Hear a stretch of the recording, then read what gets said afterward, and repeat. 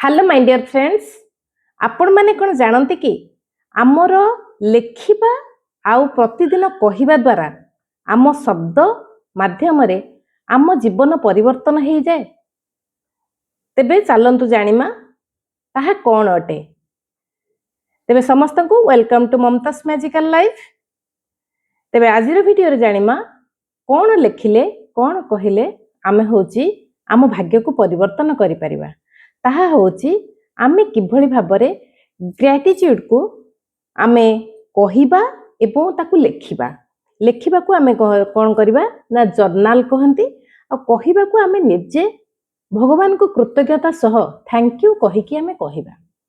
तेबे कहिबार प्रोसेस आउ करी लेखिबार प्रोसेस जानिमा आ प्रथमे जानिमा ए ग्रेटिट्यूड करिबा द्वारा हमर कोन उन्नति हुए ना। ग्रेटिट्यूड कोन ना आम पाखरे जहा अछि आमे ताकू पाई कि बहुत खुशी अछि बोले अनुभव करिबा एवं बहुत धन्यवाद दबा आम से जिंस पाई।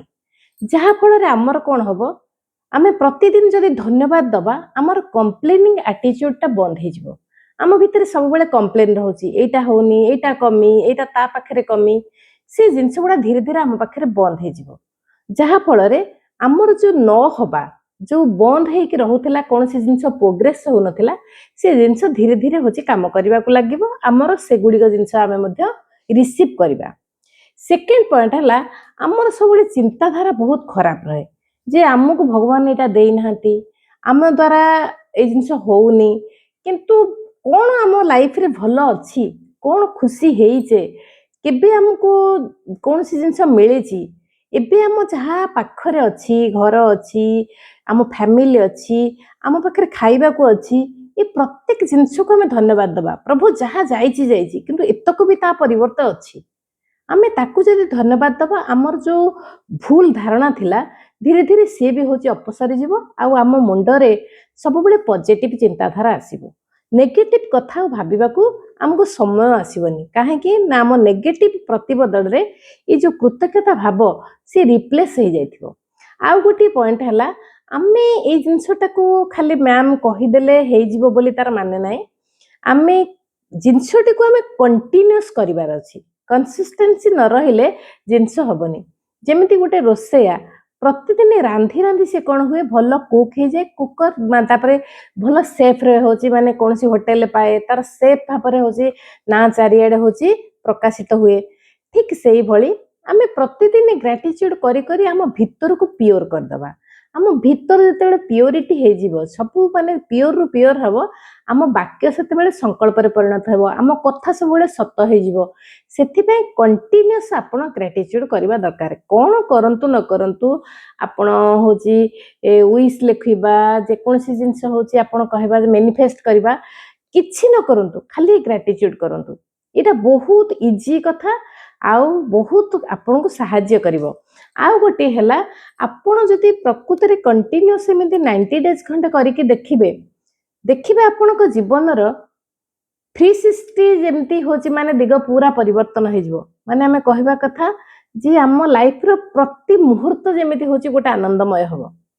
सेति पय हमें कोन करबा ना किभଳି भाबरे कंटीन्यूअस हम लाइफ रे ए ग्रेटिट्यूड रो मनोभाव को रखिबा कहिबा और लेखिबा बोथ आर करबा आवश्यक।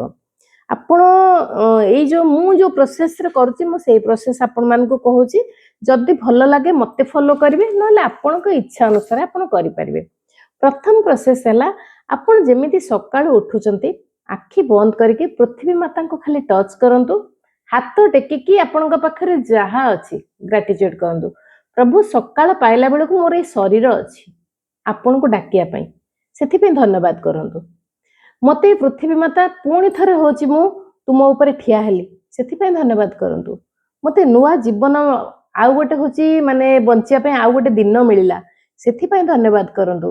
मो पाखरे मो पिला अछंती मो हस्बैंड अछंती ता सहित मोर घर अछि मते प्रभु एमिति सक्षम करचंदी मु सब किछि अवेल करि पारुची सेथि पे बहुत धन्यवाद दियंतु। ସକାଳୁ ଆପଣଙ୍କୁ ଖାଇବା ପାଇଁ ଦିନ ସାରା ଯାହା ଯାହା ଖାଦ୍ୟ ବି ଅଛି ସେଥିପାଇଁ ଧନ୍ୟବାଦ ଦିଅନ୍ତୁ।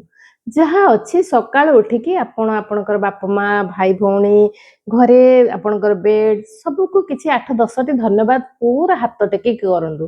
ହାତ ଟେକିକି କରିବା ଦ୍ୱାରା ଆପଣଙ୍କ ଭିତରେ ଯୋଉ ଥିବେ ଦେଖନ୍ତୁ ଆପଣଙ୍କ ଭିତରେ କୌଣସି ନେଗେଟିଭ ରହିବନି, ଆପଣ ଗୋଟେ ଫ୍ରି ହେଇଯିବେ ଆଉ ଯୋଉଟା କି ଆପଣଙ୍କୁ ହାପି ଲାଗିବ। ଆପଣଙ୍କ ଭିତରେ ବ୍ଲକେଜ ଗୁଡ଼ା ଅଟୋମେଟିକ ଖୋଲିଯିବ ଯଦି ସକାଳୁ ହାତ ପୁରା ଜୋରରେ ଟେକିକି ଆପଣ ଗ୍ରାଟିଚ୍ୟୁଡ କରିବେ। ଏଇଟା ହେଲା ପ୍ରଥମ ନିୟମ। ସେକେଣ୍ଡ ହେଲା ଆପଣ ପୁରା ଦିନ ସାରା ଯାହା କାମ କରୁଛନ୍ତି ପୁରା ହାପିରେ କରନ୍ତୁ।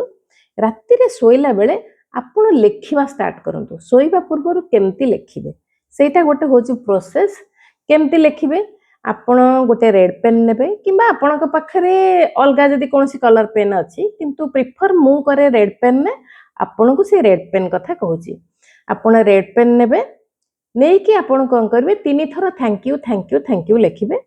ଆପଣ ୟୁନିଭର୍ସକୁ ଲେଖିପାରନ୍ତି କିମ୍ବା ଆପଣଙ୍କର ଯଦି କେହି ପ୍ରିୟ ଭଗବାନ କିମ୍ବା କୌଣସି ଠାକୁରାଣୀ, କିଏ ତାରିଣୀକି ମାନୁଛନ୍ତି, କିଏ ମଙ୍ଗଳାକୁ ମାନୁଛନ୍ତି, କିଏ ମା ଦୁର୍ଗାଙ୍କୁ ମାନୁଛନ୍ତି, କିଏ କୃଷ୍ଣଙ୍କୁ ଡାକୁଛନ୍ତି, କିଏ ହେଉଛି ଶିବଜୀଙ୍କୁ ଡାକୁଛନ୍ତି, ଯାହାଙ୍କର ଯାହା ଉପରେ ବିଶ୍ୱାସ ଅଛି ଆପଣ ସେଇ ଠାକୁରଙ୍କ ନାଁ ଲେଖିପାରିବେ। ମନେକର ମୁଁ ଲେଖିବି ହେଉଛି ମୋତେ ହେଉଛି କୃଷ୍ଣଙ୍କ ଉପରେ ବିଶ୍ୱାସ, ମୁଁ ଲେଖିବି thank you my dear Krishna, ମୁଁ ଲେଖିପାରିବି। ଆପଣଙ୍କୁ ଯଦି ହେଉଛି ଗଣେଶଜୀ କି ସାଇ ବାବା ଏମିତି ଆପଣ ଲେଖିପାରିବେ ଥ୍ୟାଙ୍କ ୟୁ ସାଇ ବାବା। ଲେଖିକିରି ଆପଣ କ'ଣ କରିବେ ନିଜ ପାଇଁ 2-4ଟି ଲେଖିବେ ହେଉଛି ପ୍ରଥମେ ଗ୍ରାଟିଚ୍ୟୁଡ। କ'ଣ ନିଜ ପାଇଁ ପ୍ରଥମେ ଲେଖିବେ ଯେ ମୁଁ ବହୁତ ଶକ୍ତିଶାଳୀ ଆତ୍ମା ଅଟେ, ସେଥିପାଇଁ ବହୁତ ଧନ୍ୟବାଦ। ବହୁତ ଧନ୍ୟବାଦ, ମୁଁ ଏକ ପବିତ୍ର ଆତ୍ମା ଅଟେ। ବହୁତ ଧନ୍ୟବାଦ, ମୁଁ ମୋ ନିଜର କେୟାର ନେଉଛି। ଆପଣ ନିଜ ପାଇଁ କିଛି ଥ୍ୟାଙ୍କ ୟୁ ଦିଅନ୍ତୁ। ବହୁତ ଧନ୍ୟବାଦ, ମୋର ଏ ଶରୀର ବହୁତ ସୁସ୍ଥ ଅଛି।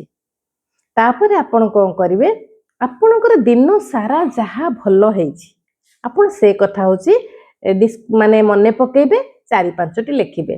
ଯେମିତି ମୁଁ ଆଜି ଗୋଟେ ଏକ୍ଜାମ୍ପଲ ଦେଉଛି, ଯଦି ମୁଁ ରାତିରେ କେମିତି ଲେଖିବି ଯେ thank you Krishna, thank you so much.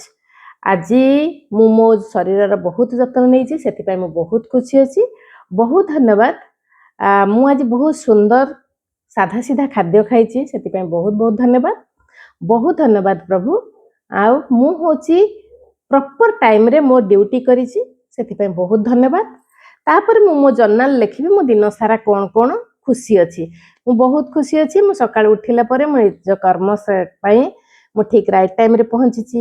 ମୋର ଖାଦ୍ୟ ଆଜି ମୁଁ ଯେତିକି କରିଥିଲି ମୋ ହଜବେଣ୍ଡ ସବୁ ତିଆରି କରିଦେଇଥିଲେ, ମୁଁ ଆସିକି ଖୁସିରେ ଖାଇପାରିଛି, ସେଥିପାଇଁ ବହୁତ ବହୁତ ଧନ୍ୟବାଦ।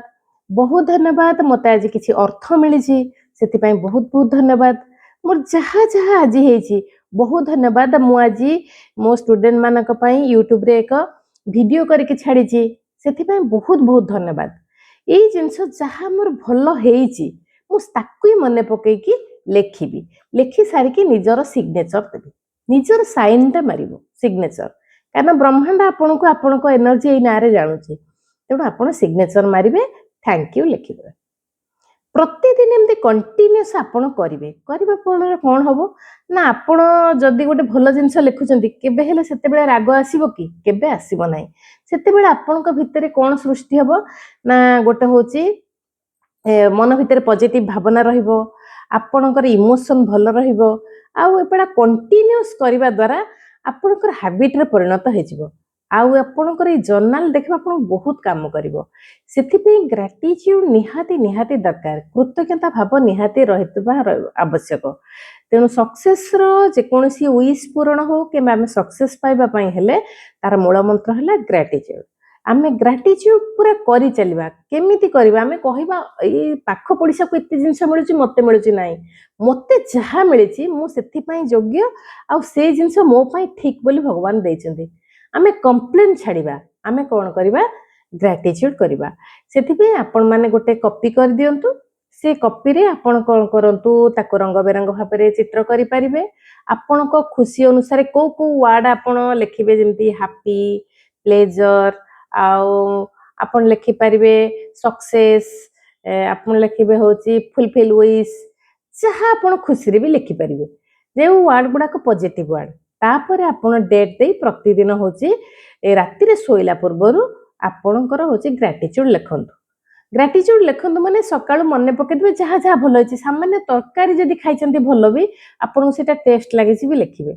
ଆପଣ ଯଦି ଭାତ ଅଳ୍ପ ଅଛି କିନ୍ତୁ ସେଇଟା ସେଦିନ ମ୍ୟାନେଜ୍ ହେଇଯାଇଛି ସେଇଟା ବି ଧନ୍ୟବାଦ ଦେବେ। ଆଜି ଯାହା ମୁଁ ମ୍ୟାନେଜ୍ କରିଦେଇଛି, ମୋ ଘର ଲୋକ ସେଥିରେ ମୋତେ ଆଉ ବ୍ୟସ୍ତ କରିନାହାନ୍ତି, ମୋତେ ଫ୍ରି ଦେଇଛନ୍ତି, ସେଥିପାଇଁ ବି ବହୁତ ବହୁତ ଧନ୍ୟବାଦ ଦେବେ। ତେବେ ଗ୍ରାଟିଚ୍ୟୁଡ୍ ଦ୍ୱାରା ଆମେ କିଭଳି ଭାବରେ ଆମ ଲାଇଫକୁ ପରିବର୍ତ୍ତନ କରିପାରିବା, ତେଣୁ କୃତଜ୍ଞତା ନିହାତି ନିହାତି ଆବଶ୍ୟକ। ତାହା ଆପଣମାନେ ଷ୍ଟାର୍ଟ କରନ୍ତୁ। ଆପଣ ଯେଉଁଠୁ ଷ୍ଟାର୍ଟ କଲେ ସେଇ ଦିନଠୁ କରନ୍ତୁ, କଣ୍ଟିନ୍ୟୁସ୍ କରନ୍ତୁ, କେଉଁଦିନ ବନ୍ଦ କରନ୍ତୁ ନାହିଁ।